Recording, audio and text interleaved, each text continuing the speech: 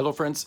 I've been getting a lot of questions about the man box, and wherever I travel, or nearly wherever I travel for school visits or keynotes, for trainings, something comes up about that. And for folks who are not familiar, the man box is the concept that masculinity is defective, and that teaching boys to be strong, to be tough, to be dominant, and to be respected, that translates into violence, because it puts them in a box. So being strong and being tough puts them in a box, and to tell them to be a man puts them in a box, and it's harmful for their development and for the world because it leads to violence. And generally, as soon as the case is made that males are trained to be strong and respected, and to be men, right after that, it goes immediately to statistics about male violence, and that and therefore creates causation, at least in the video clip or in the article that's talking about the man box. So as you may know, my perspective is different than that, but not because there isn't some truth in the concept that boys are taught to be strong. That's absolutely necessary in my view. I think it's important for girls to be taught to be strong, but also because, especially in media portrayals, it's tragic and it's really heartbreaking that the only sorts of boys of color we see, or men of color we see, or 90%, are criminals, and that's heartbreaking. So to be stereotyping any group of males is really heartbreaking, and we need to have transformation. But the man box itself, I think, is a superficial concept that leads to yet more loss of father, yet more loss of male role models. And so since I get asked so much about it, I want to talk about it a bit. First of all, teaching boys to be men is an important part of their growth, and it's crucial for our society.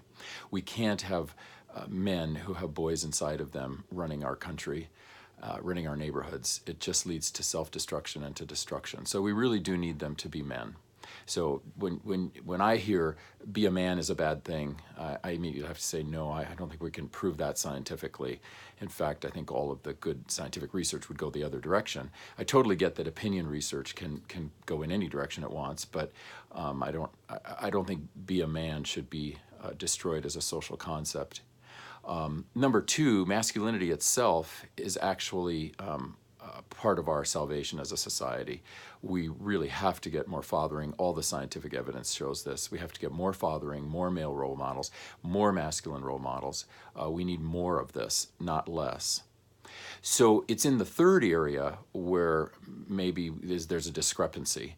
And the discrepancy probably is that when people teach the man box, what they're trying to do is say that all we teach boys is to be strong, dominant, respected, and that's all we're teaching them. And since that's all we're teaching them, they therefore go ahead and become violent.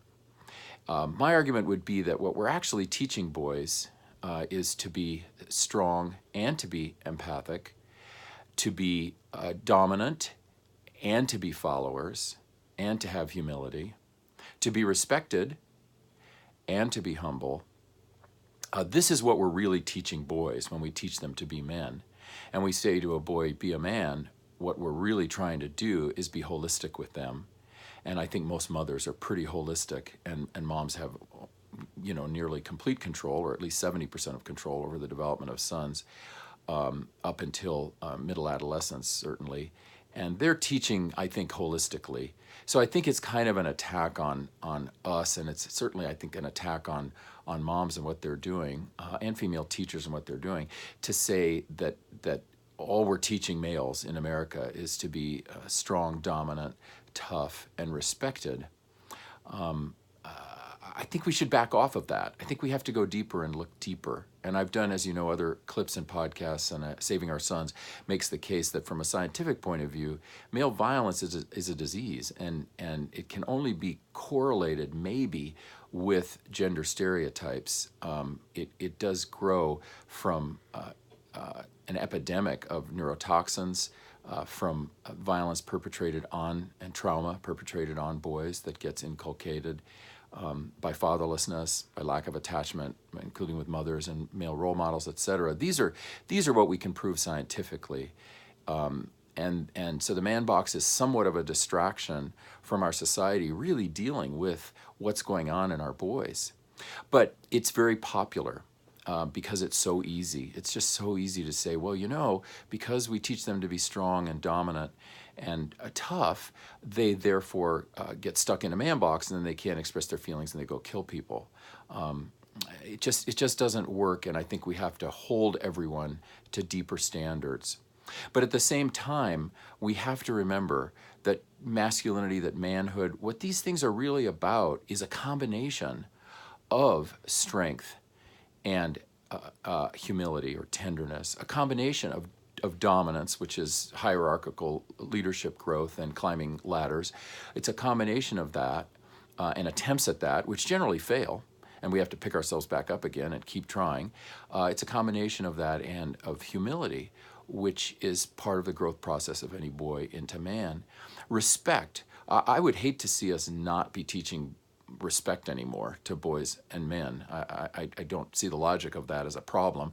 But of course, yeah, we got to have the humility. We got to have the tenderness too. We got to have the empathy.